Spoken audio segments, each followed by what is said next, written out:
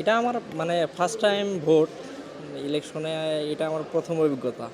আগে তো মানে এরকম কোনো সিচুয়েশন ছিল না যে ভোট দেওয়ার মতো বা কেন্দ্রে যাওয়ার মতো। আশা করি ভালো হবে। আর আউট বাইরে থেকে যেসব মানে খবর আসতেছে যে আইন শৃঙ্খলা বাহিনী এবার অনেক কঠোর, পরিবেশটা অনেক সুষ্ঠু হবে, সুন্দর হবে। আশা এটাই সুন্দর হোক। ভোটের মধ্যে কি ধরনের সরকার যাচ্ছে?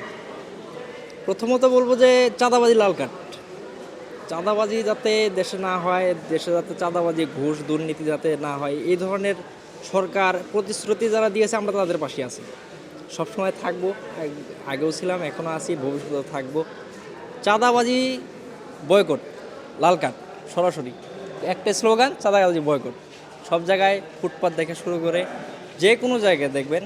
প্রথমত ফুটপাতে যদি বলি, যে কোনো একটা হোকার বা দোকানদার যদি 5 মিনিটের জন্য বসে, বিভিন্ন দলে থেকে আসে বলে 10 টাকা 20 টাকা বিভিন্ন দলে, এটাই আমাদের চোখের সামনে হয় এগুলা। এটার জন্যই মানে ক্ষোভটা আমাদের বেশি, যে এটা বন্ধ হোক, সর্বপ্রথম এই চাঁদাবাজি বন্ধ হোক।